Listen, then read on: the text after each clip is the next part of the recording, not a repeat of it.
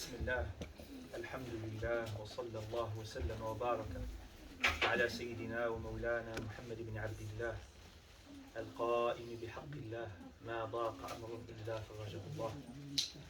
اللهم صل على سيدنا محمد الفاتح لما أغلق والخاتم لما سبق ناصر الحق بالحق والهادي إلى صراط الله المستقيم صلى الله عليه وعلى آله حق قدره ومقداره العظيم.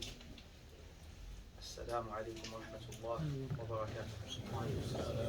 To all of you and to all those who are mentioned in this presence, in this gathering, we ask Allah subhanahu wa ta'ala to bless this majlis, this gathering, and this earth, on earth, with the wings of the angels of the Malaika who are attending, and with the souls and the spirits of the Salihin and the Awliya who are gazing upon us, and with the mercy and the satisfaction of Allah subhanahu wa ta'ala in this life and the hereafter. And we ask Him to flourish and nourish those adhkar and those awrad and those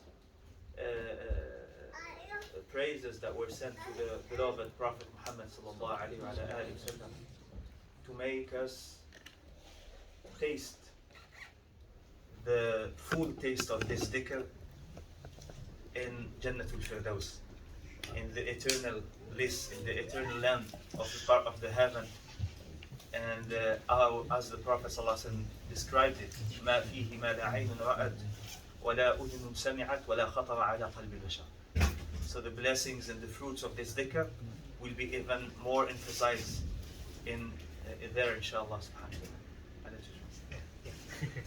So, beliau pertama menyebutkan bahwasanya semoga majelis ini yang diberkahi oleh Allah Subhanahu wa taala dan malaikat bersamanya, yang malaikat sayapnya itu mengayomi majelis ini dengan penuh rahmat, dan beliau menambahkan semoga seluruh solawat-solawat yang telah kita sampaikan tadi, seluruh zikir-zikir yang kita sampaikan tadi sampai kepada Nabi besar Muhammad SAW, dan pahalanya juga sampai kepada kita nantinya.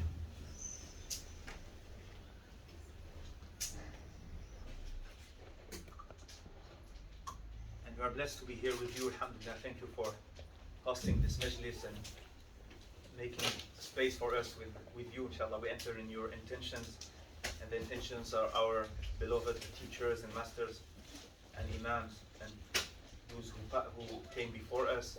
I convey to you the salam of our Shaykh, الحبيب الحبيب from Bحضور to this assembly, and Alhamdulillah,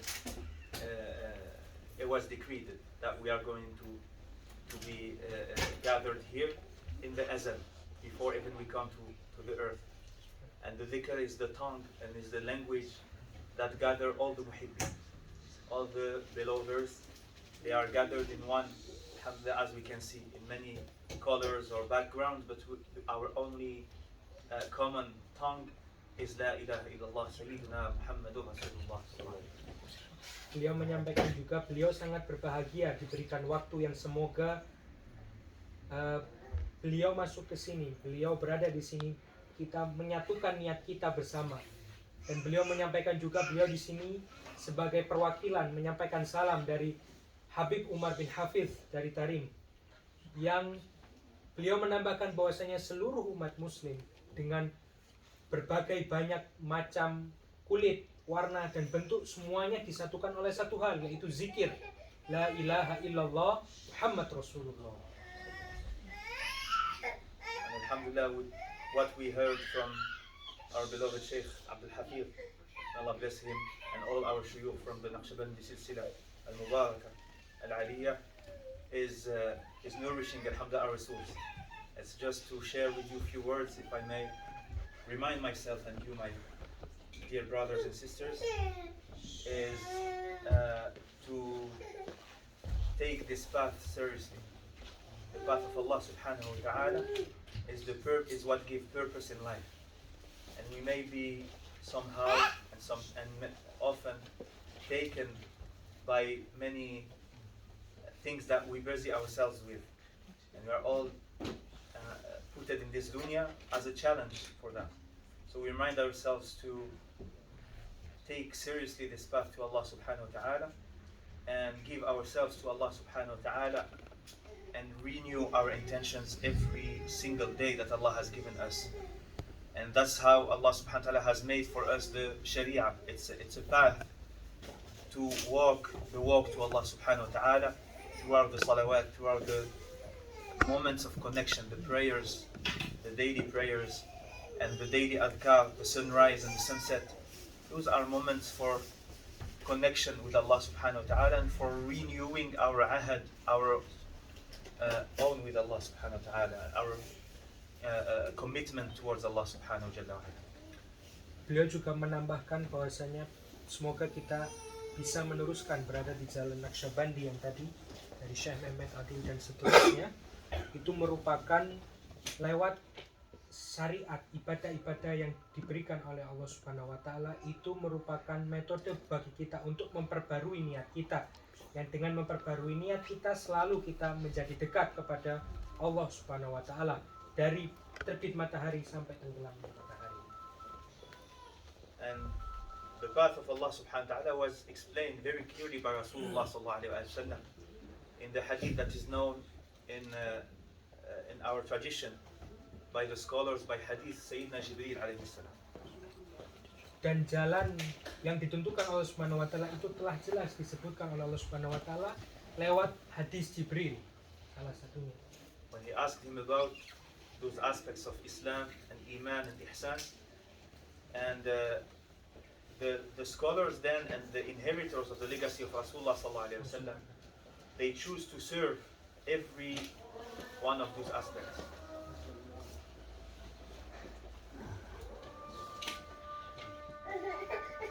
Ditentukan Allah Subhanahu wa taala lewat hadis Jibril, yaitu tentang yang ketika Jibril bertanya tentang apa itu Islam, iman dan ihsan dan seterusnya, itu merupakan jalan yang diberikan oleh Allah Subhanahu wa taala kepada kita agar selalu di jalan yang benar, kata beliau. So Islam is the practicing or the physical aspect of the religion, of the path.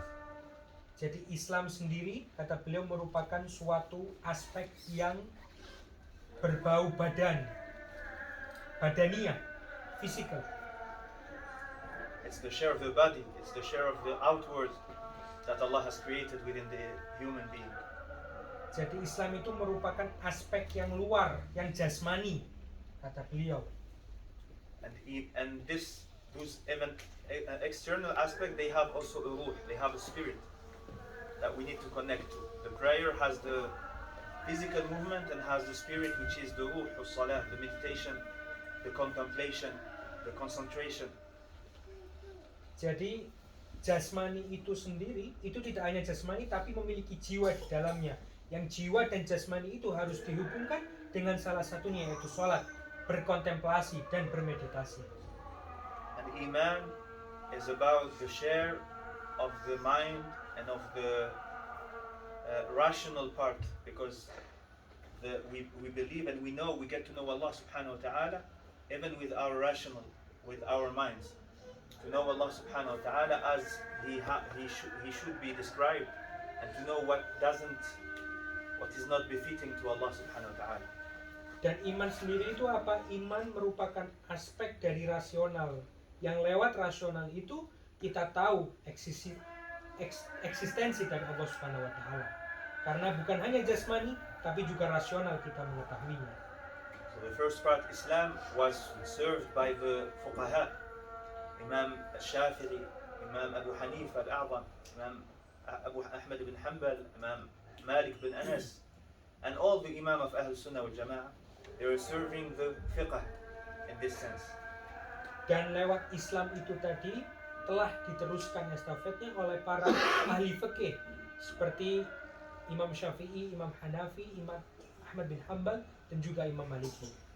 So connecting to them is connecting to Rasulullah sallallahu alaihi wasallam. Jadi lewat kita menyambungkan kita kepada para imam tersebut merupakan cara kita untuk menyambungkan kepada Nabi Muhammad sallallahu alaihi wasallam.